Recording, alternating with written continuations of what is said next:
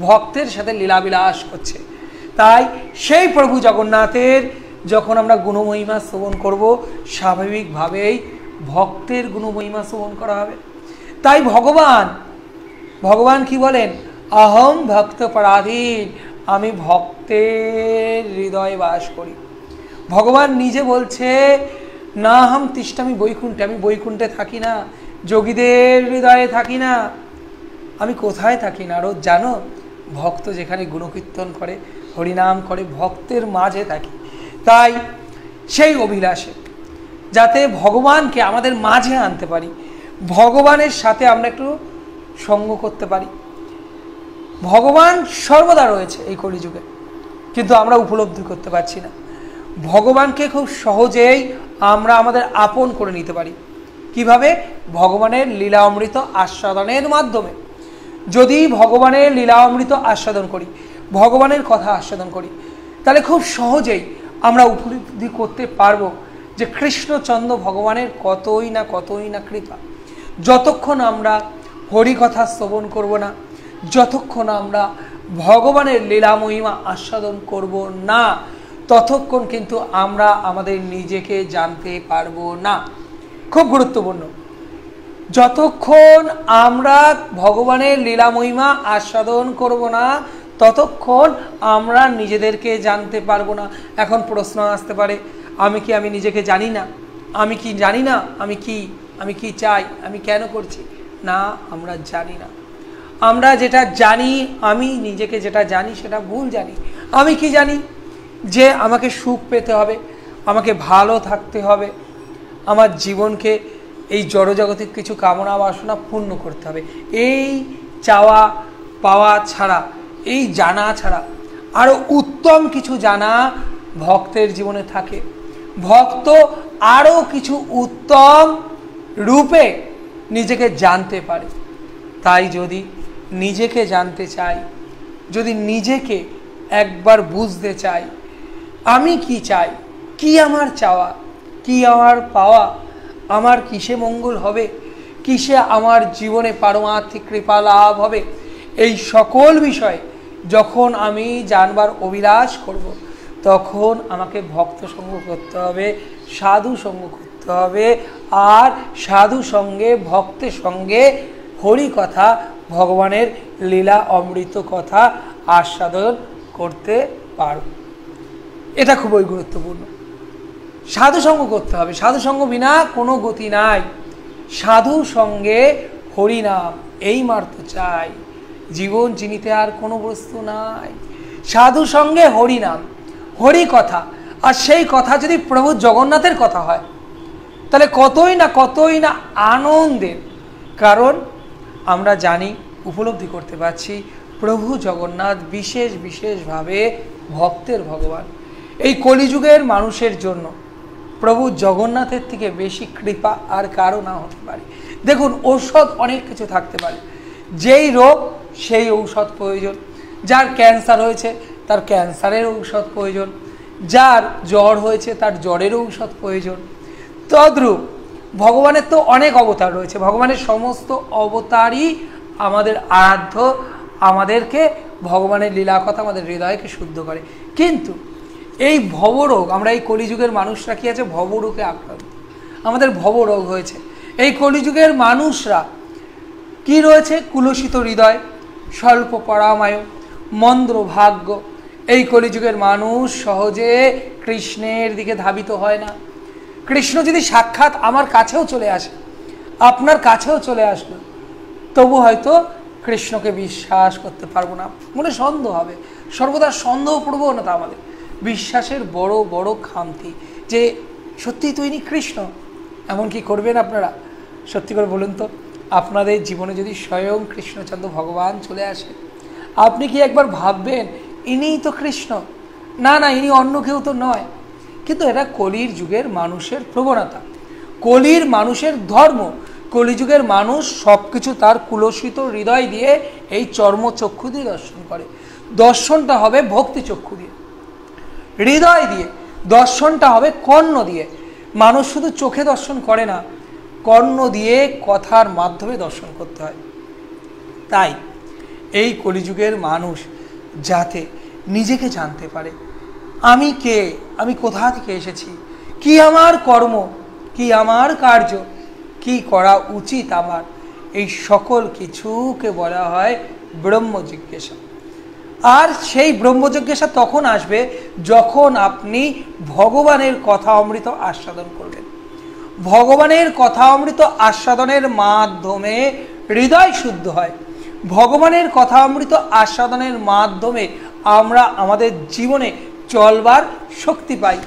তা সেই সকল অভিলাষে যাতে আমাদের জীবনটাকে পারমার্থিক কৃপায় আমরা বইতে পারি, আমাদের জীবনটাকে যেন পশুর জন্মের সমান না করে ফেলি।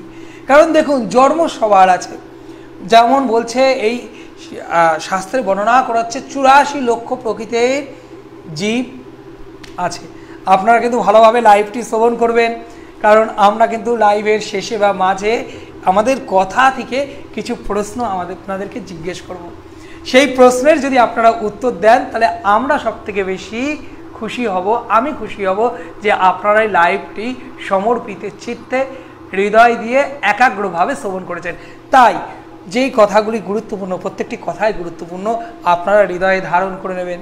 তারপরে আমি আপনাদের কাছে জিজ্ঞেস করব, আমি একটু ভুলে যেতে পারি, আমি ভুলে গেলে আপনাদের কাছে জিজ্ঞেস করব, আপনারা আমাকে জানিয়ে দেবেন। তা বলা হচ্ছে, শাস্ত্রে কি বর্ণনা হচ্ছে, 84 লক্ষ প্রকৃতির প্রকারের জীব জনি, 84 লক্ষ প্রকারে। আর বর্তমানে পৃথিবীতে মানুষের সংখ্যা মনে হয় 750 কোটির অধিক। কিন্তু যত মানুষই হোক, যত জীবজন্তু হোক, শাস্ত্র অনুযায়ী তা 84 লক্ষ প্রকারে। তা নানা জীবজনিতে আমরা ধাবিত হচ্ছি, নানা জীবজনিতে আমরা আচার বিচার খাচ্ছি। তা এই সকল কিছু নিয়ে এই কলিযুগ, এই ভবসাগর, এইখানে আমরা আছি কোথায়, এটা একটা ভবসাগর। তাই বলছে এই ভবসাগর থেকে ভব রোগের ওষুধ প্রয়োজন। আর ভবরোগের ঔষধটা কি? কৃষ্ণ কথা। এই কলিযুগে কৃষ্ণচন্দ্র ভগবান সাক্ষাৎ আপনার কাছে আসেও না, আমার কাছেও আসেও না, হয়তো আসবেনও না। কারণ কি, এই কলিযুগের মানুষের কাছে যদি ভগবান শ্রীকৃষ্ণ সাক্ষাৎ আসে, আমি জানি না এই কলিযুগের মানুষ কতজন ভগবানকে চিনতে পারবে। কারণ ভগবান যখন আসবে তিনি তো বলবেন না যে আমি কৃষ্ণ। কৃষ্ণকে ভক্ত চিনে নিতে হয়। কখনো কৃষ্ণ নানা রূপে আসে, আমরা নানা লীলা কথার মধ্যে আস্বাদন করেছি। ভগবান এক এক রূপে আসে, আমরা শ্রবণ করেছি আগে, আমরা আগামী দিনেও শ্রবণ করব। অর্জুন মিশ্রের গৃহে ভগবান কি করে আসলো? বহন করে নিয়ে আসলো। ভগবান বহন করে নিয়ে এসেছে। এরকম ভগবান কারো কাছে, কারোর বলি মহারাজের কাছে ভগবান কি করে আসলো? ভগবান একজন বামন দেব রূপে বলি মহারাজের কাছে ভগবান আসলো। প্রহ্লাদ মহারাজের কাছে ভগবান কি করে আসলো? নৃসিংহদেব অবতার রূপে আসলেন। তা ভগবান নানা রূপে আসতে পারে, কিন্তু আমাদের কলির জীব, বিশেষ করে আমি জানি না আপনাদের কথা, কিন্তু আমার মতো যারা আছেন তাদের হৃদয় এতই কুলসিত, এতই মলিনতায় পূর্ণ, পঙ্কিলতায় পূর্ণ, যে স্বয়ং কৃষ্ণচন্দ্র যদি আমাদের কাছে চলে আসে, আমার একদম কাছে চলে আসে, তবু আমরা ভগবান শ্রীকৃষ্ণকে জানতে পারবো না। এটা স্বাভাবিক, কারণ এই কলিযুগের মানুষের কুলসিত হৃদয় সর্বদা কৃষ্ণ বহির্মুখ। তাই এই হৃদয় নিয়ে কৃষ্ণ যদি কাছেও চলে আসে, একদম আপন করে পাই, ভগবান একদম সাক্ষাৎ আপনার সামনে এসে উপস্থিত, কিন্তু আপনি সেই যোগ্যতা অর্জন করিনি যে ভগবানকে আমাদের আপন করে নেব, ভগবানকে চিনতে পারবো। এটা সত্যই। তাই ভগবান বিশেষভাবে এই কলিযুগে একটু অন্য উপায়ে, অন্য মাধ্যমে আপনার কাছে, আমার কাছে থাকে। সেই উপায়টা কি, সেই মাধ্যমটা কি? হরি কথা আস্বাদন। কৃষ্ণ কথার মধ্যে কৃষ্ণ কথা আস্বাদন করে, ভগবানের লীলা অমৃত আস্বাদন করে যখন সেই কথা অমৃত আমাদের হৃদয় মাঝে প্রবেশ করবে, তখন সেই হৃদয়ে স্বয়ং কৃষ্ণচন্দ্র ভগবান উপস্থিত হবেন। তাই ভগবানকে লাভ করবার এই কলিযুগের সর্বশ্রেষ্ঠ উপায় হরিকথা আস্বাদন করা, হরিকথায় মতি রাখা। হরিকথায় যার মতি নাই, তার এই কলিযুগে কখনো কৃষ্ণ প্রেম লাভ হবে না। আমি অনেক কিছুই করি, কিন্তু হরিকথা আমার ভালো লাগে না। যেই হরিকথা শুরু হয়, হরিকথা মোবাইলে চলে আসে, চেষ্টা করি কখন একটু 2 মিনিট দেখে একটু সরিয়ে দেবো। না, এটা সঠিক নয়। আপনারা মনে রাখবেন, এই কলিযুগের মানুষ কৃষ্ণকে লাভ করতে পারে হরিকথার মাধ্যমে, কৃষ্ণ কথার মাধ্যমে। এই কৃষ্ণ কথা হলো এই ভব সাগরের ভব রোগের ঔষধ। এই ভব রোগ, আমাদের যে একটা রোগ হয়েছে, এটা হলো ভব রোগ। এই ভব সাগরে রয়েছি। এই রোগ থেকে আমরা কি করে মুক্ত হতে পারি?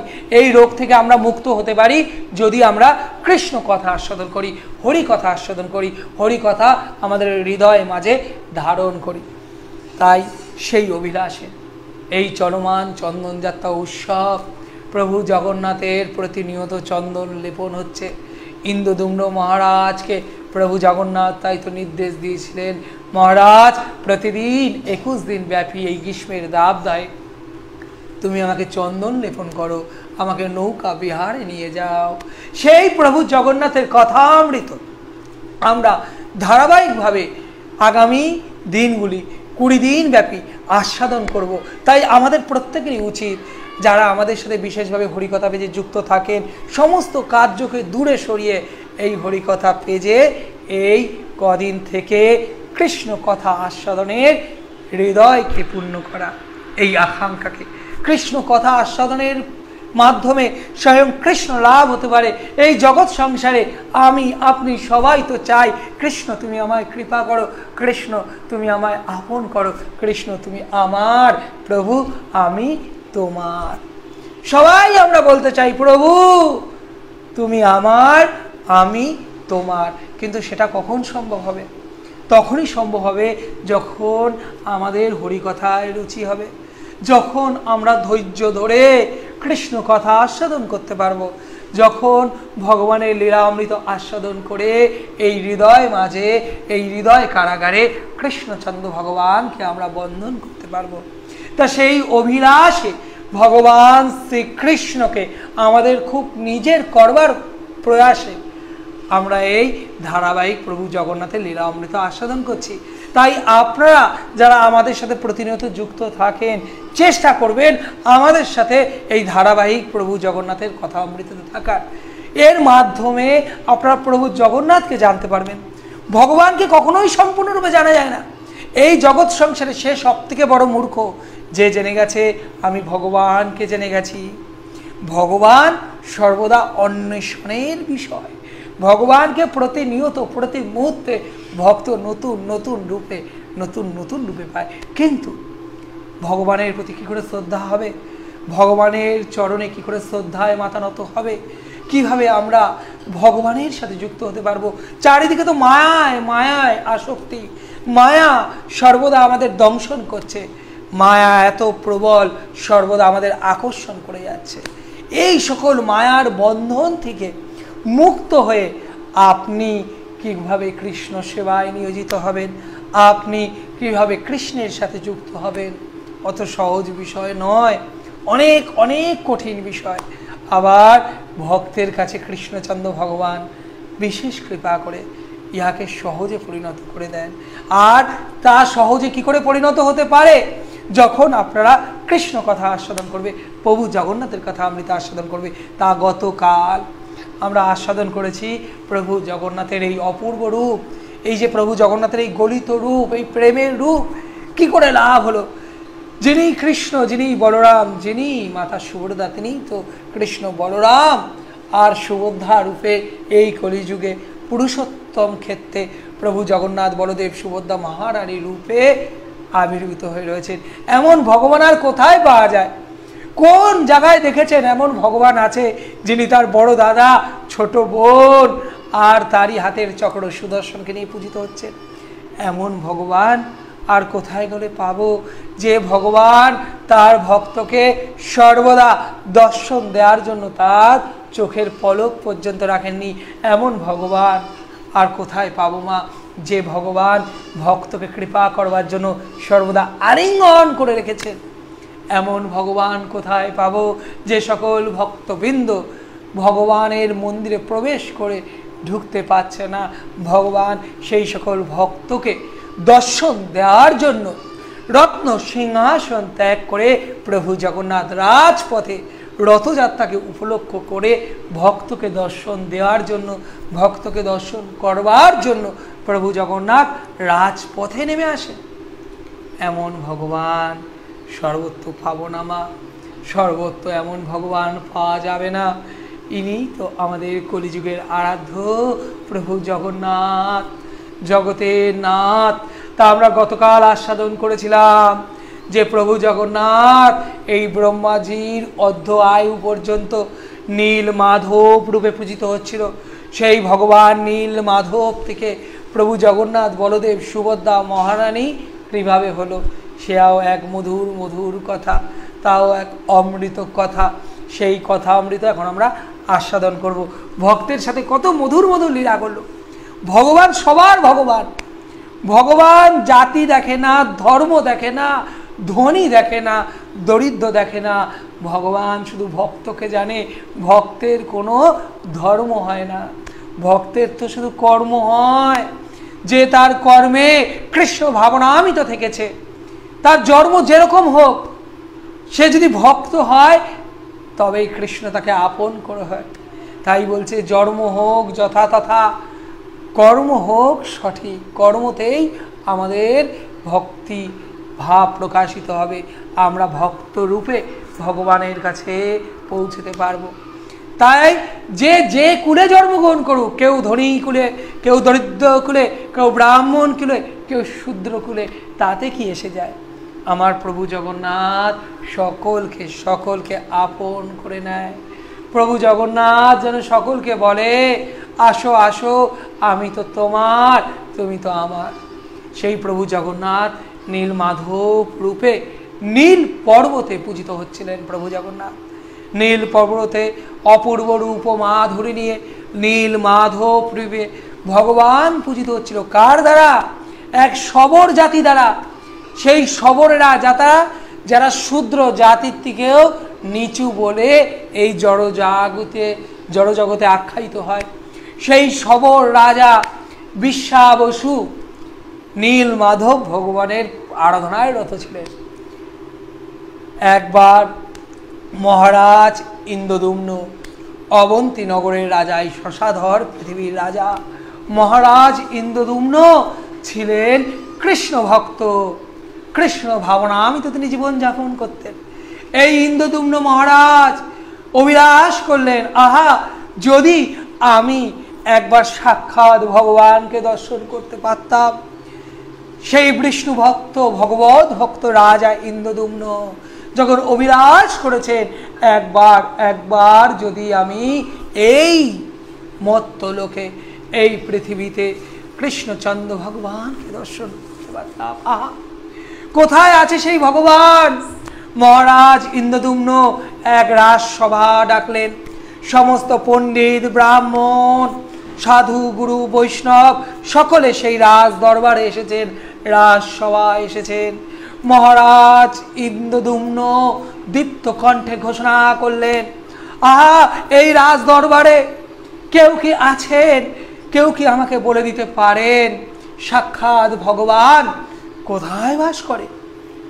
আমি সাক্ষাৎ ভগবানকে এই মর্ত্যলোকে, আমার আরাধ্য কৃষ্ণ চন্দ্রকে দর্শন করতে চাই। কোথায় এই সেই মর্ত্যলোকে কোন স্থান আছে যেখানে গেলে আমরা ভগবানকে দর্শন করতে পারবো, আমি ভগবানের দেখা পাবো? এমন কি কেউ আছেন মহাত্মা?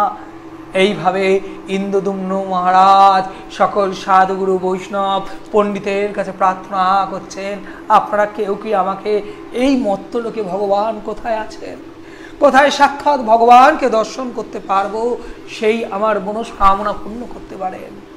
কোনো পণ্ডিত কিছু বলছেন না, কারো মুখ থেকে কোনো আওয়াজ আসছে না। সবাই ভাবছে, না না, এমন তো আমাদের সৌভাগ্য হয়নি, আমরা তো সাক্ষাৎ ভগবানকে দর্শন করতে পারিনি।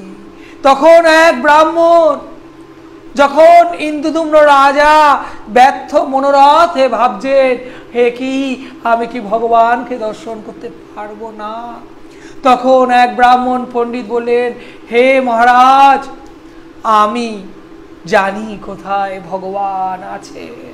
ইন্দ্রদুম্ন মহারাজ এই আশার কথা শ্রবণ করে অত্যন্ত ব্যাকুল হয়ে এই ব্রাহ্মণকে প্রার্থনা করছে, হে ব্রাহ্মণদেব কৃপা করে বলুন কোথায় গেলে, এই মত্তলোকে কোথায় গেলে আমি সাক্ষাৎ ভগবানকে সাক্ষাৎ আমার এই চক্ষু দিয়ে দর্শন করতে পারবো।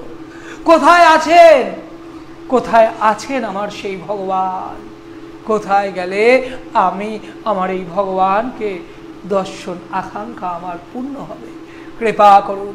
তখন ব্রাহ্মণ বলছেন, দেখুন মহারাজ, আমি একবার গিয়েছিলাম, আমি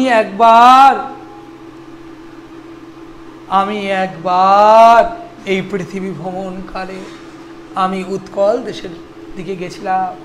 সেইখানে এক সুন্দর পর্বত আছে এবং সেইখানে গেলে এক দিব্য সুগন্ধি সমস্ত জায়গায় ছড়িয়ে আছে।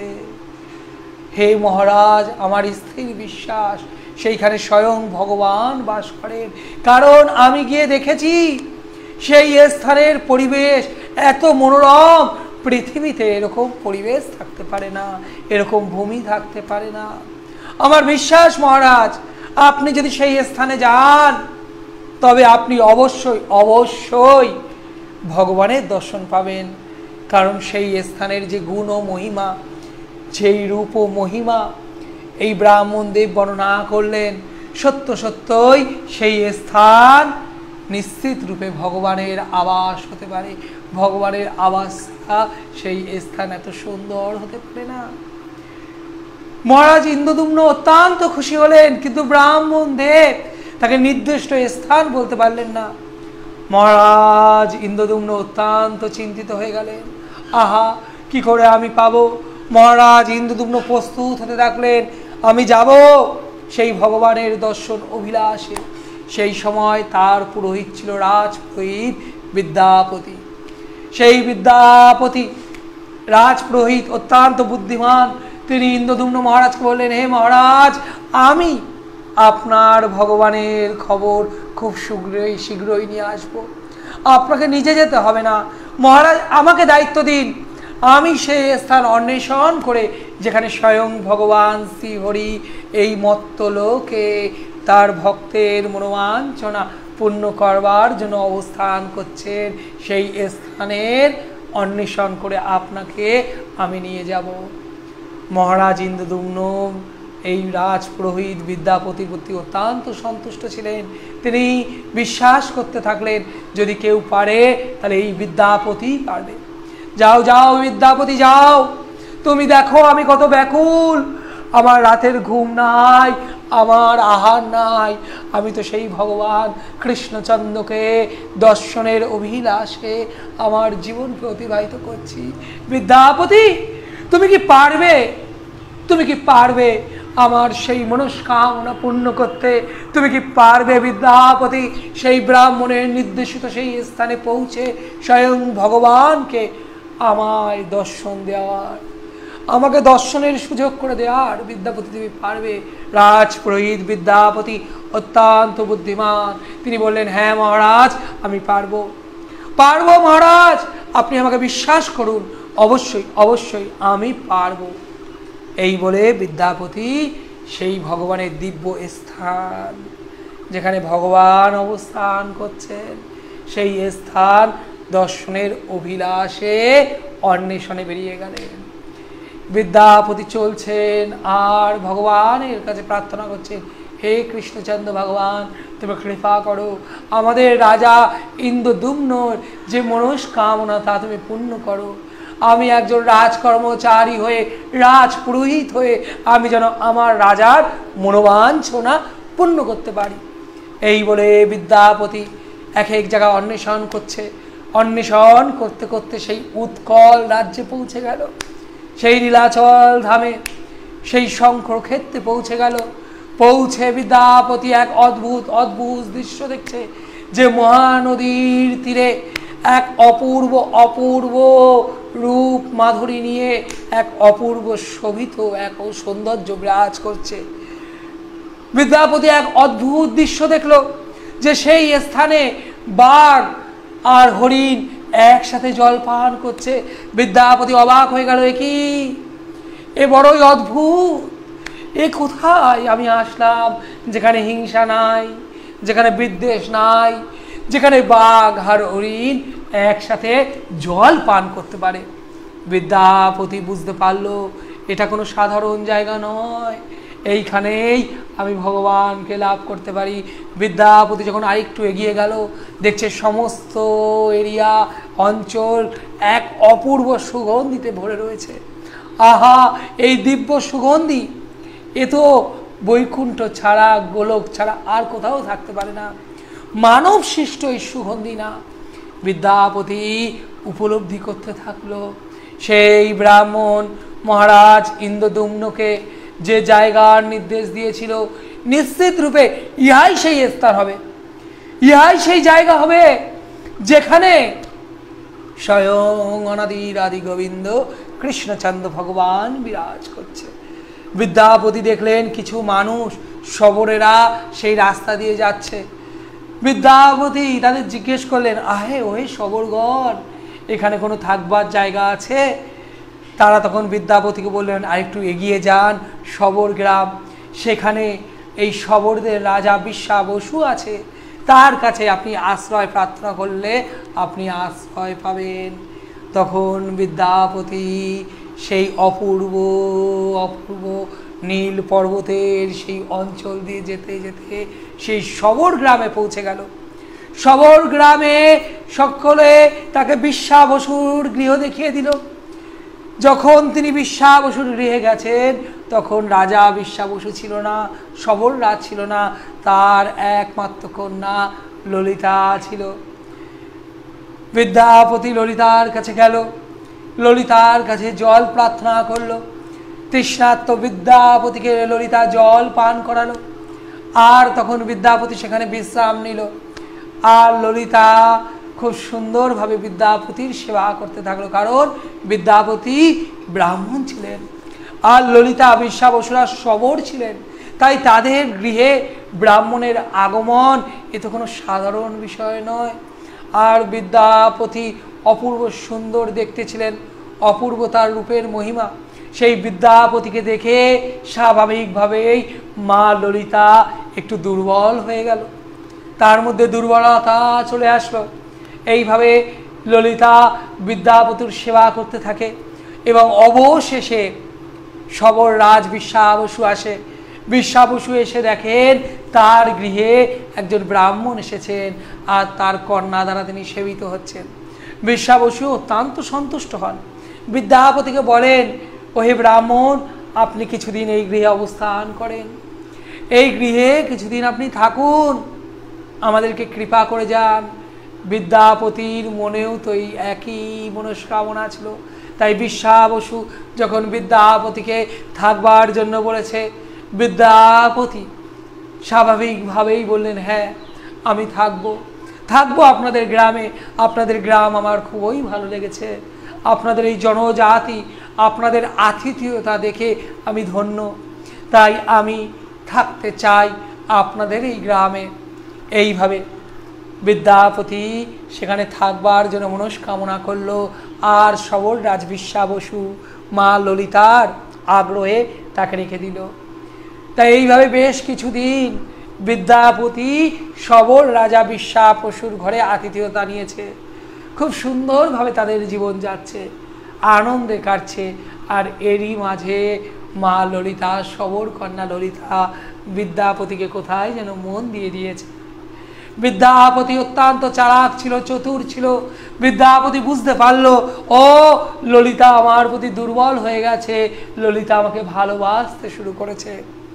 যখন বিশ্বা বসুর চোখে ললিতা মা তাকাতো, তাদের নয়নের স্পর্শে, নয়নের প্রতি নয়নের দর্শনে এক গভীর প্রেম অনুভূত থাকলো, একে অপরকে হৃদয় দিয়ে দিল। যতটা না বিদ্যাপতি মা ললিতাকে হৃদয় দিয়েছে, আমার ললিতা মা তার সম্পূর্ণ হৃদয় মন্দিরে বিশ্বা বসুর কন্যা ললিতা বিদ্যাপতিকে জায়গা দিয়ে দিল এবং মনে মনে বিদ্যাপতিকে ভালোবাসতে শুরু করলো। এইদিকে একদিকে শবর কন্যা ললিতা, আর একদিকে ব্রাহ্মণ পণ্ডিত রাজপুরোহিত বিদ্যাপতি। বিদ্যাপতি তো তার পরিচয়কে লুকিয়ে গেছেন। বিদ্যাপতি তো এত কিছু বলেননি, তিনি রাজপুরোহিত, তিনি ইন্দ্রদুম্ন রাজার প্রতিনিধি। আজ তিনি মা ললিতার প্রেমে আকৃষ্ট হয়ে মা ললিতার প্রতি আকৃষ্ট হয়ে গেল। ললিতা অবশেষে তার মনের কথাটা তার পিতাকে জানালো, পিতা আমি বিদ্যাপতিকে বিবাহ করতে চাই। বিশ্বা বসু প্রথমে একটু বাধা দিল, কেন ললিতা, এই বিদ্যাপতি জাতিতে ব্রাহ্মণ আর আমরা শবর, কোনোদিন শবর কন্যার বিবাহ ব্রাহ্মণের সাথে হতে পারে না। কিন্তু মা ললিতা এতটাই বিদ্যাপতিকে ভালোবেসে ফেলেছিলেন যে তাকে ছাড়া অন্য কাউকে বিবাহ করার কথা তিনি ভাবতেই পারলেন না। বিশ্বা বসু যখন দেখলেন তার কন্যার খুবই তীব্র ইচ্ছা বিদ্যাপতিকে স্বামী হিসাবে পাওয়ার, বিদ্যাপতিকে জিজ্ঞেস করলেন, বিদ্যাপতি তোমার কি মত?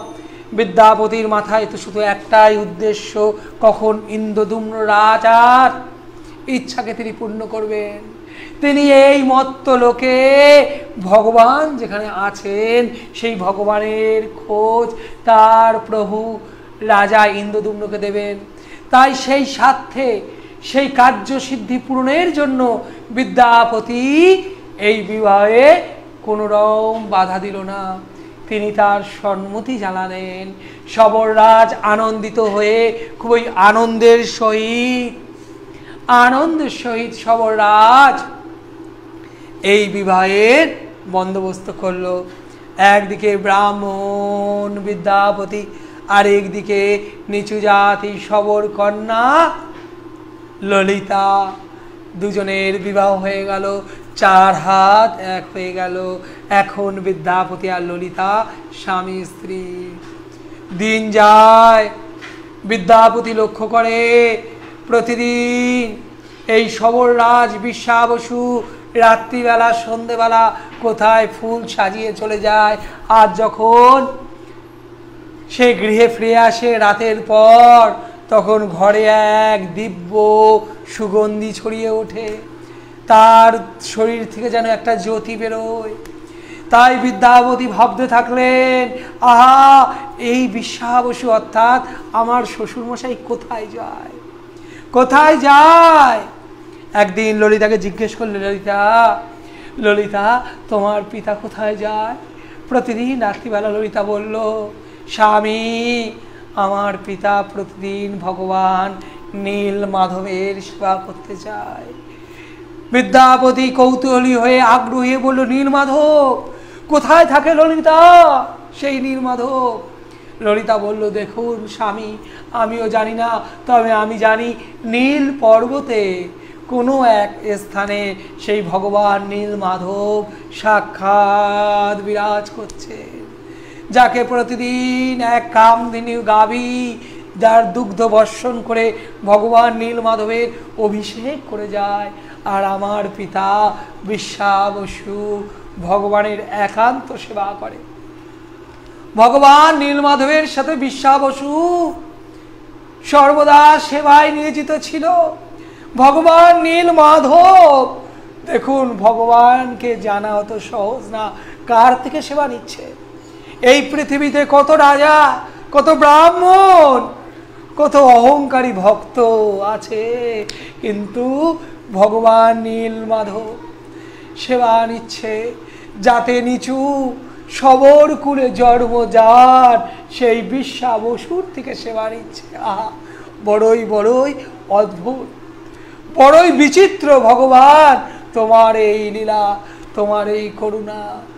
ভগবান নীলমাধব সেই সবররাজ বিশ্বা বসুর থেকে সেবা নিতেন, আর এই কথা তারই কন্যা ললিতা বিদ্যাপতিকে জানিয়ে দিলেন। বিদ্যাপতি তো খুবই খুশি, তো আমি যে উদ্দেশ্যে এই গ্রামে আসা, মনে হচ্ছে আমার সেই উদ্দেশ্য এখন পূর্ণ হতে চলেছে। বিদ্যাপতি খুবই খুশি হলেন, তার খুশি আর ধরে না, এত খুশি হয়েছেন সে তার স্ত্রীকে বলছেন, ললিতা ললিতা তোমার পিতাকে বলো একবার আমাকে সেই ভগবানের দর্শন করাতে, আমি সেই ভগবানের দর্শন করতে চাই। আমি সেই ভগবানের দর্শন করতে চাই। এইভাবে বিদ্যাপতি তার নববিবাহিত স্ত্রীর কাছেই প্রার্থনা করলে। ললিতা তাৎকে উঠলেন, না স্বামী, না স্বামী, এটা সম্ভব নয়। আমার পিতা কখনোই কাউকে নিয়ে যায় না, আজ পর্যন্ত কাউকে নিয়ে যায়নি, আমাকে পর্যন্ত নিয়ে যায় না। তাই স্বামী, এটা তো সম্ভব হবে না, আপনি অন্য কোনো কিছু প্রার্থনা করুন। আপনি যা চাইবেন স্বামী, আমি আপনার পতিব্রতা স্ত্রী ললিতা তাই আপনার জন্য করব। কিন্তু স্বামী, আপনি কৃপা পূর্বক আমার কাছে অন্য কিছু বলুন। আপনার এই নির্দেশ আদেশ আপনি তুলে নিন। আমার পিতা কখনোই কাউকে নিয়ে যাবে না সেই ভগবান নীল মাধবের দর্শনে। তখন ললিতা যখন এইভাবে বলছে, বিদ্যাপতি দেখছে যে তার স্ত্রী তো তার কথায় রাজি হচ্ছে না। বিদ্যাপতি ললিতাকে বলল, ললিতা, আমি আমার জীবনে তোমার কাছে প্রথম কিছু চেয়েছি, তুমি যদি আমাকে কিছু না দিতে পারো আমি আমার জীবন ত্যাগ করে দেব। ললিতা, তুমি আমার মনস্কামনা যদি পূর্ণ না করতে পারো তাহলে আমার এই জীবন রেখে কি হবে? আমি আজ থেকে অন্ন ভোজন বন্ধ করে দিলাম, আমি আর অন্ন ভোজন করব না, আমি আহার ত্যাগ করলাম। ললিতা তার স্বামীর এই দুরবস্থা দেখে, স্বামীর এই ব্যাকুলতা দেখে, কোনো পতিব্রতা স্ত্রী কি আর ঠিক থাকতে পারে? ললিতার সাথে সাথে ছুটে গেল তার বাবার কাছে। পিতা, পিতা, একবার আমার স্বামী বিদ্যাপতিকে আপনি নীলমাধব দর্শন করান, একবার নীলমাধব দর্শন করান। আমার স্বামী আমার কাছে এই প্রার্থনা করেছে যে নীলমাধবকে দর্শন করতে চায়। পিতা, কৃপাপূর্বক আপনি আমার স্বামীর মনোবাঞ্ছনা পূর্ণ করুন। যখন এইভাবে বলেছে, বিশ্বাবস বলছে, ললিতা, এত বড় সাহস কি করে হয় তোমার? কি করে এত বড় সাহস হলো? তুমি জানো না আমি ভগবান নীলমাধবকে কাউকে দর্শন করে আই না। কেউ এই জগৎ সংসারে জানে না ভগবান নীলমাধব এই নীল পর্বতে অবস্থান করে আমার থেকে সেবা গ্রহণ করছে। না ললিতা, তোমার এই প্রার্থনা আমি পূর্ণ করতে পারবো না। যাও, তুমি ফিরে যাও, তোমার অবাধ্য স্বামীকে তুমি বারণ করে দাও। ললিতা তো জানে যে তার স্বামীকে তিনি বারণ করেছিলেন, কিন্তু তার স্বামী যে শুনবার পাত্র নয়, তার স্বামী যে পণ করেছে, ললিতা আমাকে নীল মাধবের দর্শন করাও, আমি নীল মাধবের দর্শন করবার অভিলাষী। আর যদি তুমি নীল মাধবকে দর্শন না করাও তাহলে আমি অন্ন ভোজন সব ত্যাগ করলাম। এরকম পরিস্থিতিতে ললিতা কোথায় যাবে? ললিতাও তার পিতাকে বলল, পিতা, আমি আমার স্বামীর পতিব্রতা স্ত্রী, আমার জীবনের স্বামী আমার কাছে একটি মাত্র প্রার্থনা করেছে, আর আমি এত অধম স্ত্রী যে আমি আমার স্বামীর মনস্কামনা পূর্ণ করতে পারবো না। পিতা, আমার স্বামী দেব অন্ন ভোজন ত্যাগ করেছে, আজ থেকে আমিও আহার ত্যাগ করলাম, আমি জলস্পর্শ করব না। আপনি তো চান না দেখাতে, ঠিক আছে, আমরা অনাহারে আমরা অনশন করতে করতেই দেহ রেখে দেব। বিশ্বাবসু যখন তার চোখের সামনে তার এই কন্যার এই দুরবস্থা দেখলেন, বিশ্বাবসু যখন দেখছে ললিতা অন্ন জল ভোজন সমস্ত কিছু ত্যাগ করেছে, কোনো কিছু আহার করছে না, বিশ্বাবসু স্বাভাবিকভাবে স্ত্রীও বশত তার কন্যার প্রতি প্রেম বশত ব্যাকুল হয়ে উঠলেন, চঞ্চল হয়ে উঠলেন। ললিতাকে নানাভাবে তার পিতা বিশ্বাবসু বোঝাবার চেষ্টা করলেন, অনেকবার বোঝাবার চেষ্টা করলেন। ললিতা, ললিতা তুমি শোনো। কিন্তু ললিতা নাছোড় বান্দা। আজ যে ললিতাকে তার স্বামীর কাছে তার পতিব্রতা, তার সমর্পিত স্ত্রীর পরিচয় দিতে হবে।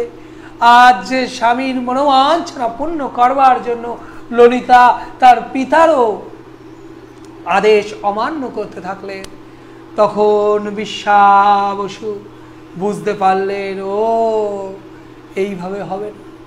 আচ্ছা ঠিক আছে ললিতা, তুমি যখন এতই নাছোড় বান্দা, আমি তোমার স্বামীদেবকে আমি নিয়ে যাব ভগবান নীল মাধব দর্শন করাতে।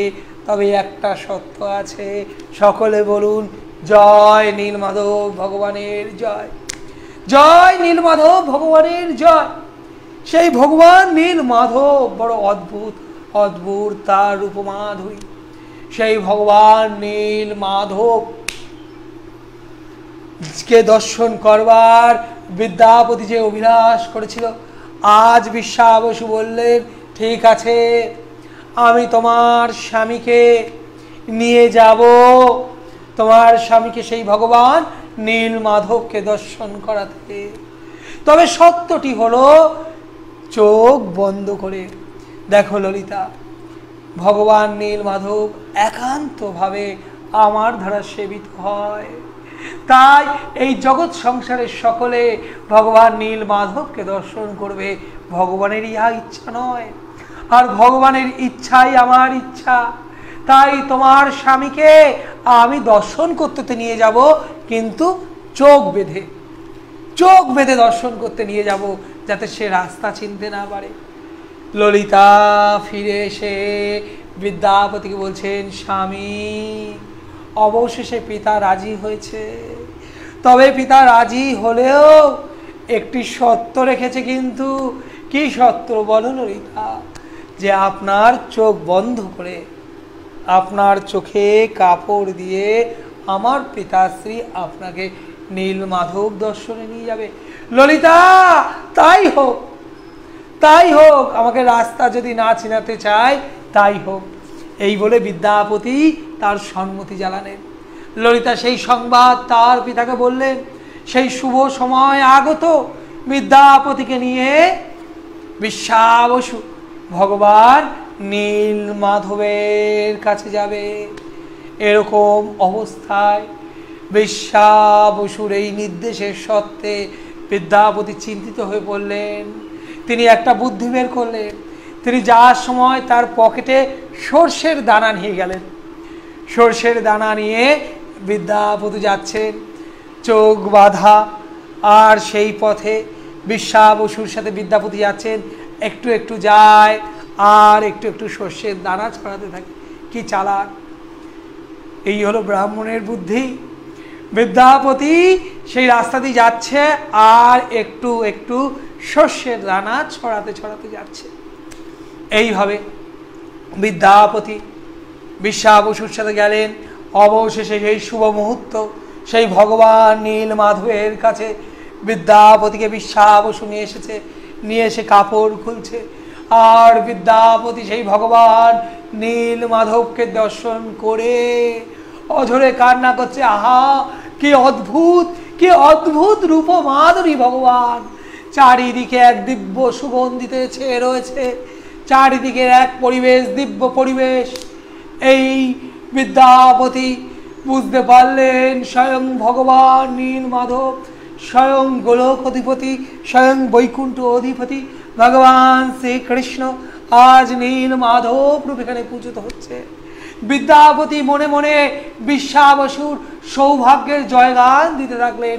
ধন্য বিশ্বাবসু তুমি, বিশ্বাবসু তুমি ধন্য, তোমার জীবন ধন্য বিশ্বাবসু, যে স্বয়ং তুমি ভগবানের সাক্ষাৎ কৃপা লাভ করেছ।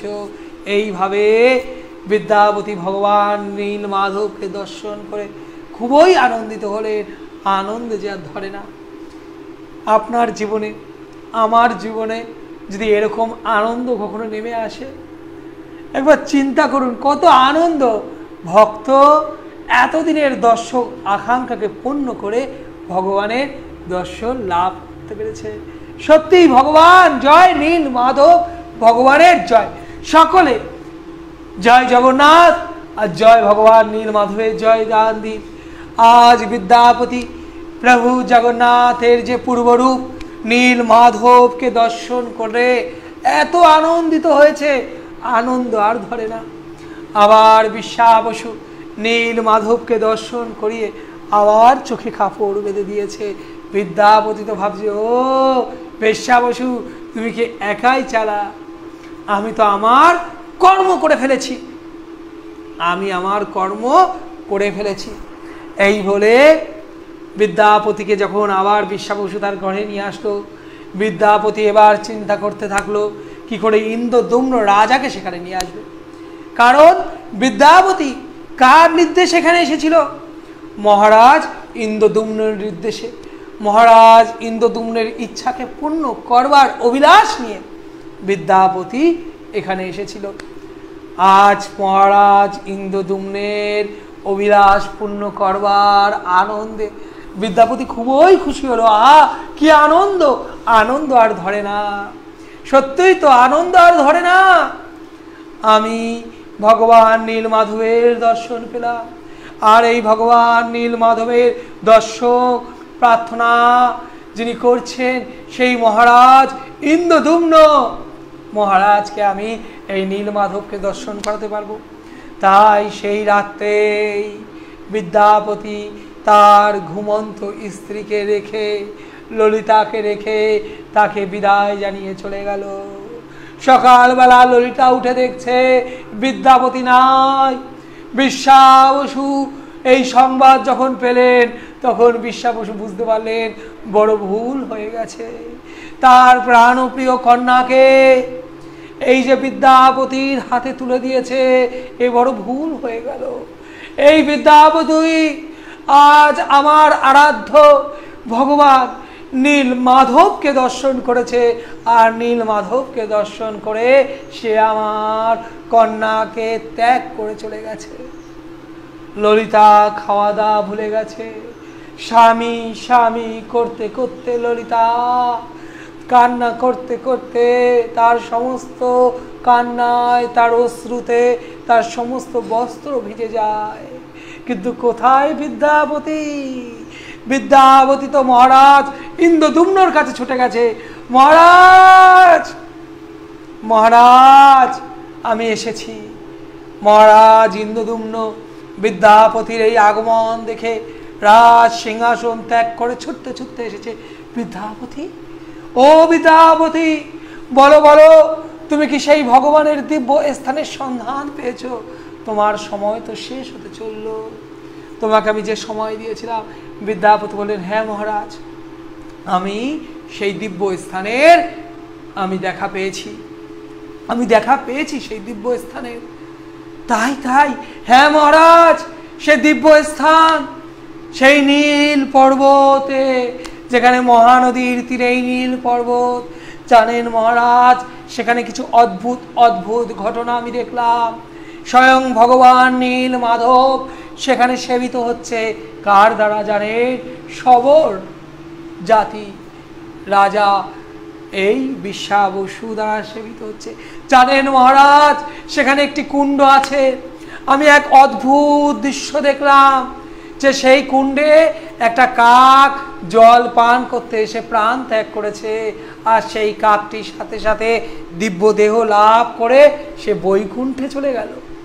আহা, কি সেই ধাম, চিন্ময় ধাম, সেই নিত্য ধাম, সেই নীল পর্বতের তীরে সেই অপূর্ব অপূর্ব মনোরম মহারাজ। মহারাজ ইন্দ্রদম্নকে বিদ্যাপতির সমস্ত ঘটনা বললেন এবং বললেন যে তিনি স্বয়ং স্বয়ং ভগবান নীল মাধবকে দর্শন করেছেন। যখন এই সংবাদ মহারাজ ইন্দ্রদম্ন পেল, তার আনন্দ তার ধরে না। মহারাজ ইন্দ্রদম্ন খুবই খুশি হলো। খুবই খুশি হয়ে মহারাজ ইন্দ্রদম্ন আনন্দের সহিত মহারাজ ইন্দ্রদম্ন ঠিক করলেন, না আর আমি রাজত্ব করব না, আর আমি রাজা থাকবো না, আমি যাব সেই উৎকল দেশে যেখানে ভগবান স্বয়ং রয়েছে। মহারাজ ইন্দ্রদুম্ন চলতে থাকলেন। আর মহারাজ ইন্দ্রদুম্নকে অনুসরণ করে তার সমস্ত সেনাপতি, সমস্ত রাজ কর্মচারীরা তার সাথে চলতে থাকলেন। আর তাদেরকে অনুসরণ করে সেই রাজ্যের সমস্ত প্রজারা চলতে থাকলেন। যে ভগবানকে দর্শন করবার জন্য মহারাজ ইন্দ্রদুম্ন আজ সেই স্থান ত্যাগ করে উৎকল দেশে আসছে। আর মহারাজ ইন্দ্রদুম্নকে অনুসরণ করে এই জগতের সকলে আসছে। কি অপূর্ব, কি সুন্দর সেই দৃশ্য, অদ্ভুত অদ্ভুত। শাস্ত্রে বর্ণনা করা হচ্ছে সেই পথযাত্রা যে চলছেই চলছে, মহারাজ ইন্দ্রদুম্ন সামনে আর সকলে তাকে অনুসরণ করছে। অনুসরণ করতে করতে যখন উৎকল দেশে এসেছে, যখন সেই নীল পর্বতের কাছে প্রবেশ করবে, সবর রাজ বিশ্বাবসু যখন এই সংবাদ পেল যে তার জামাতা বিদ্যাপতি আসছে, তবে একা নয়, মহারাজ ইন্দ্রদুম্নকে নিয়ে মহারাজ ইন্দ্রদুম্ন এই নীল পর্বতে এসে নীল মাধবকে দর্শন করবে আর নীল মাধবকে নিয়ে যাবে, এই কথা শ্রবণ করে বিশ্বাবসু খুবই ব্যথিত হলেন। তার সর্বশক্তি দিয়ে, সবর রাজ তার আর কতটুকুই বা শক্তি, তবু তার যতটুকু শক্তি ছিল ততটুকু শক্তি দিয়ে সেই সবর রাজ বিশ্বাবসু ততটুকু শক্তি দিয়ে মহারাজ ইন্দ্রদুম্নকে বাধা দিলেন। এক তীব্র যুদ্ধ, ইন্দ্রদুম্নর কাছে সেই রাজ শক্তি, এক প্রবল শক্তি, আর একদিকে সবর রাজের সামান্য শক্তি। সেই সবর গন্ধে নিয়ে তিনি বাধা দিলেন সবর রাজ বিশ্বাবসু। যখন যুদ্ধ হবে, ভয়ঙ্কর যুদ্ধ শুরু হতে চলেছে, তখন এক অদ্ভুত সংবাদ আসলো। স্বয়ং ভগবান নীল মাধব সেই স্থান ত্যাগ করে চলে গেল। এক বিষণ্ণতা ছেয়ে গেল। এই সংবাদ ওই যুদ্ধক্ষেত্রে চলে আসলো। মহারাজ ইন্দ্রদুম্ন আর বিশ্বাবসু সেই দৈববাণী শ্রবণ করলো। ভগবান নীল মাধব বলল, আমি আর এখানে নাই মহারাজ। মহারাজ ইন্দ্রদুম্ন, আপনি বিশ্বাবসুর সাথে যুদ্ধ করবে না, তুমি বিশ্বাবসুর সাথে যুদ্ধ করবে না, বিশ্বাবসু আমার পরম ভক্ত। মহারাজ, যুদ্ধ করে কোনো লাভ হবে না, আমি আর নীল পর্বত নাই। এই সংবাদ যখন সকলে শ্রবণ করেছে, বিশ্বাবসু কান্না করতে করতে বুকে হাত দিয়ে বসে পড়েছে। আজ যেন তার বুকটা খালি হয়ে গেল, তার সুদেহ থেকে যেন তার প্রাণটা চলে গেল। যেই নীল মাধবকে এই বিশ্বাবসু প্রতিদিন পুজো দিত, প্রতিদিন সেবা করত, সেই বিশ্বাবসু আর এই বেদনা, এই বিরহ ব্যথা আর সহ্য করতে পারছে না। নীল মাধবের অপ্রকট হওয়ার কথা শ্রবণ করে বিশ্বাবসু কান্না করতে থাকলো। মহারাজ ইন্দ্রদুম্ন এতদিন ধরে অপেক্ষা করছে, কবে তিনি তার আরাধ্য ভগবানকে এই মত্তলোকে একটু দর্শন করবে। মহারাজ ইন্দ্রদুম্ন যখন এই সংবাদ শ্রবণ করলো, হাহাকার করছে, কান্না করছে, হে ভগবান, তুমি আমায় কত পরীক্ষা নেবে? আমি কতদিন তোমার দর্শনের জন্য অপেক্ষা করব? কতদিন তোমার দর্শনের জন্য আমি অপেক্ষা করব ভগবান? তুমি আমায় কবে কবে কৃপা করবে? কান্না করছে মহারাজ ইন্দ্রদুম্ন, কান্না করছে সবর রাজ বিশ্বাবসু, কান্না করছে ইন্দ্রদুম্ন মহারাজের সাথে সকলে সকলে ভগবান এই নীল মাধবের এই অপ্রকটের বিরহে কান্না করছে। যখন এরমভাবে কান্না হচ্ছে, তখন নারদ মুনি চলে এসে মহারাজ ইন্দ্রদুম্নকে বলল, মহারাজ, অবশ্যই তুমি ভগবানের দর্শন পাবে, তার জন্য তোমায় যজ্ঞ করতে হবে। তা দেখুন, আজকে এই ইন্দ্রদুম্ন মহারাজের কথা আমরা এখানে বিশ্রাম রাখব। আরও মধুর মধুর কথা আছে প্রভু জগন্নাথের কথা, কি করে এই ইন্দ্রদুম্ন মহারাজকে প্রভু জগন্নাথ কৃপা করলেন। ইন্দ্রদুম্ন মহারাজ দেখলেন যে ভগবান নীল মাধব অপ্রকট হয়ে গেছে, নীল মাধব নাই, কিন্তু আবার এই প্রভু জগন্নাথ মহারাজ ইন্দ্রদুম্ন দ্বারা সেবিত হয়েছেন, পূজিত হয়েছেন। তা আরও মধুর কিছু লীলা আছে যা আমরা আগামীকাল আস্বাদন করব। আজ যারা লাইভে আছে আমি একটু দেখে নিই, আরও কিছু মধুর কথা প্রভু জগন্নাথের কথা আস্বাদন করব। আপনারা দেখি কারা কারা লাইভে আছেন। পিঙ্কু দেবনাথ প্রভু লাইভে আছেন, হরি বল। প্রভু আমাদের সাথে সাজ্জা থেকে আছে, তিতুল মণ্ডল প্রভু আছেন, জয় জগন্নাথ। প্রভু তুমি আমার, আমি তোমার। জয় জগন্নাথ। জগন্নাথ স্বামী নয়ন পথগামী। জয় জগন্নাথ। সকলে সকলে জয় জগন্নাথ বলুন, আর অন্তর থেকে বলুন, প্রভু আমি তোমার, প্রভু তুমি আমার। প্রভু তুমি শুধু আমার, প্রভু প্রভু সর্বদাই আমাদের। তা আগামীকালের লাইভ হবে সন্ধ্যা 7:15। আজকের লাইভ হলো 3টে সাড়ে 3টে দিকে। মনে রাখবেন আগামীকাল সন্ধেবেলা 7:15 সময় আমরা লাইভে আসব। অর্থাৎ প্রভু জগন্নাথের কথা অমৃত তৃতীয় দিবসের কথা আগামীকাল সোমবার হবে সন্ধে 7:15। আপনারা সকলে লাইভে যুক্ত হয়ে যাবেন, প্রভু জগন্নাথের কথামৃত আস্বাদন করবেন। আমাদের সাথে লাইভে আছেন মহাদেব মৈত্র প্রভু, হরিবোল। আমাদের সাথে রত্না ঘোষ মাতাজি আছেন, রূপঙ্কর ঘোষ প্রভু প্রথম থেকেই আছে, তুষি সর্দার মাতাজি আছেন, হরিবোল। রাধারানী দত্ত মাতাজি আছে, ঝুম্পা শাহ মাতাজি, মিতা শাহ মাতাজি আছেন। আর আপনাদের এখন কিছু প্রশ্ন করব, দেখব কে প্রশ্নের উত্তর দিতে পারেন। আজকের যে কথা হলো প্রভু জগন্নাথের কথা, সেই প্রভু জগন্নাথের কথা থেকে কিছু প্রশ্ন আপনাদেরকে করব। আপনারা কে উত্তর দিতে পারেন জানাবেন। রূপঙ্কর ঘোষ প্রভু বলছেন, প্রভু জগন্নাথ তুমি আমার।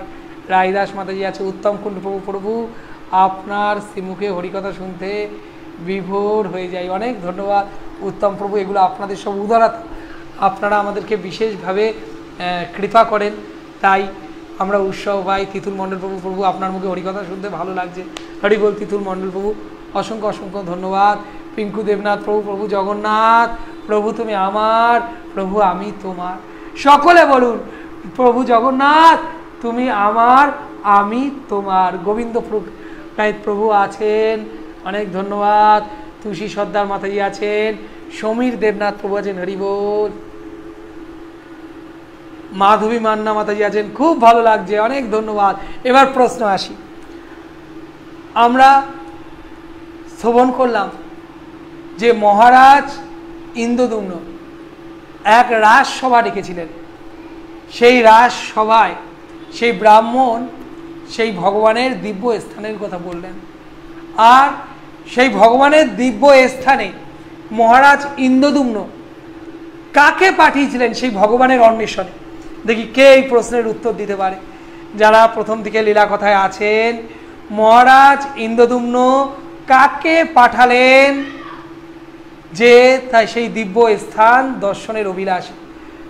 কাকে অন্বেষণ করতে হবে? বিদ্যাপতি, রাহুল দিবর প্রভু, একদম ঠিক।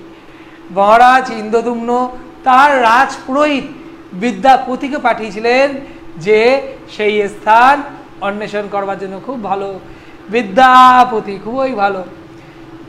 মিতা শাহ মাতাজি বিদ্যাপতিকে, একদম ঠিক।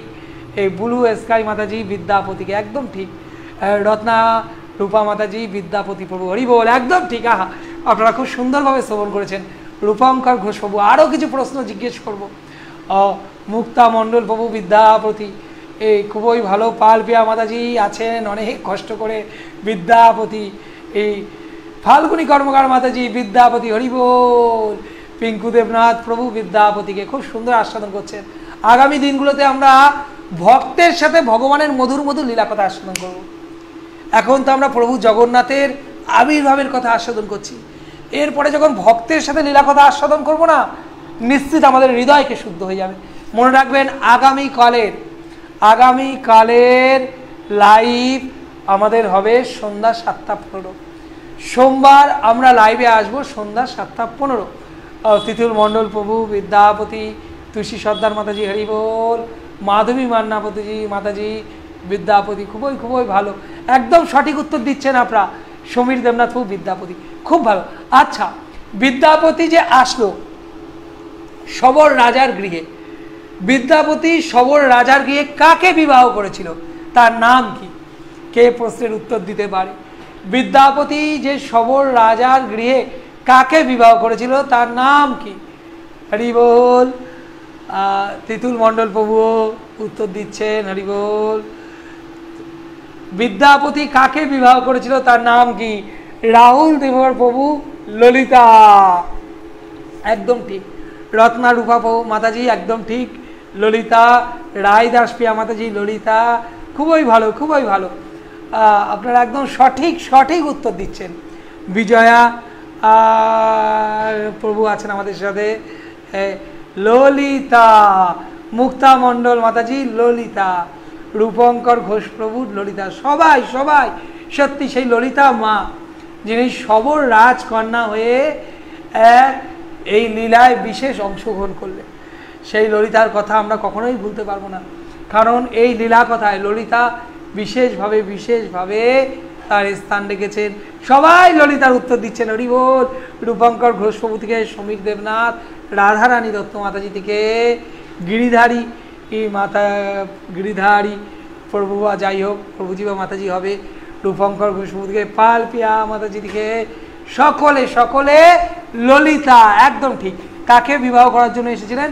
ললিতাকে। দেখুন প্রভু জগন্নাথ সর্বদা এইভাবেই তার ভক্তকে কৃপা করে। আচ্ছা, এবার আরেকটি প্রশ্ন করি, একদম প্রথমের কথা থেকে। এই কলিযুগের মানুষ ভগবানকে কিভাবে দর্শন করবে? চোখ ছাড়াও আর কিভাবে ভগবানকে দর্শন করা যায়? দেখি কে উত্তর দিতে পারে। এই কলিযুগের মানুষ ভগবানকে কিভাবে দর্শন করবে? শুধু চোখ দিয়ে দর্শন হয় না, চোখ দিয়ে আমরা দর্শন করতে পারি না। চোখ ছাড়াও ভগবানকে আর কিভাবে দর্শন করা যায়? এই কলিযুগের মানুষ কিভাবে ভগবানকে দর্শন করতে পারে? হরি বল।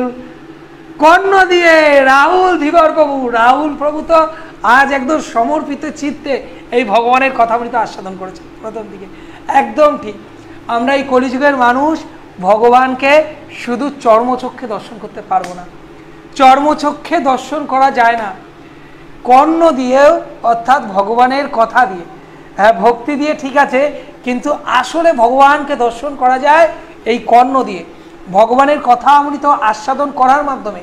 কান দিয়ে ভগবানের কথা যখন আমাদের হৃদয়ে প্রবেশ করবে, তখন এই শ্রবণের মাধ্যমে আমরা ভগবানকে উপলব্ধি করতে পারবো। তাই এই কলিযুগের মানুষ এই জড়জগতিক চক্ষু দিয়ে ভগবানকে দর্শন করতে পারবে না, ভগবানকে দর্শন করবে কর্ণ দিয়ে। এই কান দিয়ে ভগবানের হরি কথা শ্রবণ করে, লীলা কথা শ্রবণ করে হৃদয় মাঝে ভগবানকে ধারণ করবে শ্রবণের মাধ্যমে। শ্রী বনমালী রায় প্রভু হরি বল, খুবই সুন্দর উত্তর। রূপঙ্কর কর্ণ দিয়ে, তুলসী মাতাজি, সকলে সকলে রায়দাস ভগবানের নামে লীলা কথা শ্রবণ করে, একদম ঠিক। এই কলিযুগের মানুষ ভগবানের লীলা মাধুরী শ্রবণ করে তার হৃদয়কে শুদ্ধ করতে পারবে। দেখুন আমাদের এই দুর্লভ মনুষ্য জন্ম, এই জন্মটা আমাদের দুর্লভ মনুষ্য জন্ম, এই মনুষ্য জন্ম কি করে সার্থক হতে পারে? তাই আচার্য বলছে, এমন কি লাগি আইলি ভবে, এমনও জনমে হরিনা ভজিলু, সে তুই মানুষও কবে। মানুষের আকার হইলে কি হয়, করহ ভূতের কাম। কি কাম করি? ভূতের কাম। তার জন্য কি না বলহ বদনে, এই বদনে আমরা বলি না শ্রী গোবিন্দ নাম। তাই আমরা যদি কৃষ্ণ কথা, ভগবানের লীলা কথা আস্বাদন করি, তখন আমাদের মনুষ্য জন্ম। যদি ভূতের কাম করি, ভগবানের লীলা কথা শ্রবণ করবার মতো সময় নাই, অন্য সব কিছু করবার মতো সময় আছে। এই জীবনে সব সময় পাচ্ছি, সমস্ত আনন্দ করছি পাচ্ছি, কিন্তু আসল যে আনন্দ, ভগবানের কথা অমৃত আস্বাদন করে যে আনন্দ, সেই আনন্দে আনন্দে মতি নাই, তাহলে সেটা মানব জন্ম না। মানুষও আকার হইলে কি হয়, করো ভূতের কাম। তাহলে এবার আপনাদের চরণে প্রার্থনা থাকবে, আপনারা এই সকল জড়জগতিক কর্ম থেকে দূরে থেকে, কৃষ্ণ ভাবনামিত থেকে, মায়ার দাসত্ব না করে, হরিনামকে আশ্রয় করে, কৃষ্ণ নামে মতি রেখে, কৃষ্ণ কথা আস্বাদন করে, হৃদয়কে শুদ্ধ করে আপনারা এই ভগবত ধামে যার রাস্তাকে উত্তম করবেন এবং কৃষ্ণমুখী জীবনকে নিয়ে যাবেন। তাই আপনাদের সকলের চরণে এই প্রার্থনা থাকবে, যে আপনারা যেন এই দুর্লভ মনুষ্য জন্মকে সার্থক করতে পারেন, আপনারা যেন কৃষ্ণ কথা আস্বাদন করে কৃষ্ণ কথার মাধ্যমে হৃদয়কে শুদ্ধ করতে পারে। এইবার আরেকটি প্রশ্ন, ভগবান নীল মাধব কি করলেন যখন মহারাজ ইন্দ্রদুম্ন আর বিশ্বাবসু নিজেদের মধ্যে যুদ্ধে লিপ্ত হলেন? তখন ভগবান নীল মাধব কি করলেন? দেখি কে উত্তর দিতে পারে। বিশ্বাবসু আর মহারাজ ইন্দ্রদুম্ন যখন নিজেরা কলহে লিপ্ত হলেন তখন ভগবান নীল মাধব কি করলেন? কে উত্তর দিতে পারে? হরি বল, জয় জগন্নাথ। আপনারা প্রশ্নের উত্তর দিন। খুব সহজই অন্তর্ধান হলেন, একদম ঠিক। রায়দাস মাতাজি এবং বিজয়া খেতান প্রভু একদম সঠিক কথা। নীলমাধব কি করলেন? অন্তর্ধান হয়ে গেলেন, অপ্রকট হয়ে গেলেন। ভগবান নীল মাধব অপ্রকট হয়ে গেলেন, অর্থাৎ আমরা গতকাল যে কথা শ্রবণ করেছিলাম যে ভগবান প্রভু জগন্নাথ নীল মাধব রূপে ব্রহ্মাজির অর্ধকাল আয়ু পর্যন্ত নীল পর্বতে ছিলেন। এবার তো ভগবান নীল মাধবকে এবার কি করতে হবে? নীল মাধবকে এবার প্রভু জগন্নাথ রূপে ভক্তের দর্শন দিতে হবে। তাই ভগবান নীল মাধব অপ্রকট হয়ে গেলেন, আর কি করে? নীল পর্বত ছেড়ে চলে গেলেন, একদম ঠিক। হরি বল, সকলে সকলে দৈববাণী শুনলেন, একদম ঠিক। আর নীল মাধব কি করলেন? অন্তর্ধান হয়ে গেলেন, সেই নীল পর্বত ত্যাগ করে উধাও হয়ে গেলেন ভগবান। এইবার তো ভগবান আরো বিশেষ বিশেষ কিছু লীলা করবে, সেই লীলা কথা আমরা আগামীকাল আস্বাদন করব। এরপরে ভগবান নীল মাধব কি করে প্রভু জগন্নাথ হলেন, আর প্রভু জগন্নাথ হয়ে প্রভু জগন্নাথ কি করে ভক্তের সাথে লীলাবিলাস করলেন, সেই মধুর মধুর কথা, অমৃত কথা, কৃষ্ণ কথা, অমৃত কথা, মধুর কথা, সেই সকল কথা আমরা আগামীকাল আস্বাদন করব সন্ধ্যা 7:15 সময়। সকলে মনে রাখবেন, অন্তর্ধান হয়ে গেলেন, একদম ঠিক। তুলসী সর্দার মাতাজি ঠিক বলছেন, সকলে ঠিক বলছেন, রাধারানী মাতাজি ঠিক বললেন, আপনারা খুব সুন্দরভাবে শ্রবণ করছেন। এরপর থেকে আমাদের আরও মধুর মধুর লীলা কথা আরও বেশি সময় ধরে শ্রবণ করব। আপনারা একদম আগামীকাল সোমবার থেকে বুধবার একদম এই 3 দিন আমরা সন্ধ্যেবেলা লাইভে আসব। সোমবার থেকে বুধবার সন্ধ্যেবেলা লাইভে আসব। বৃহস্পতিবার আমার এক জায়গায় ভাগবত পাঠ দিতে হবে, একটা সুন্দর আমরা বড় প্যান্ডেল প্রোগ্রামে যাব, সেখানে ভাগবত কথা বলতে যাব। তাই বৃহস্পতিবারের লাইভের সময়টা একটু সন্ধ্যেবেলা হবে না, কিন্তু সোম মঙ্গল বুধ প্রত্যেকে মনে রাখবেন যারা লাইভে আছেন, সোম মঙ্গল বুধ এই 3 দিন আমরা সন্ধ্যেবেলা লাইভে আসছি। প্রত্যেকে মনে রাখবেন, সোম মঙ্গল বুধ এই 3 দিন আমরা লাইভে আসব সন্ধ্যেবেলা এবং সন্ধ্যে 7:15 সময়। তাই আগামীকাল সোমবারের লাইভ সোমবার 7:15। আর প্রভু জগন্নাথের কথা আস্বাদন করুন। আগামী 20 দিন প্রভু জগন্নাথ যদি আমাদের সেই শক্তি যোগায়, প্রভু জগন্নাথ যদি আমাদের সেই করুণা করে, তাহলে আমরা ধারাবাহিকভাবে এই পবিত্র চন্দন যাত্রা উৎসব চলছে।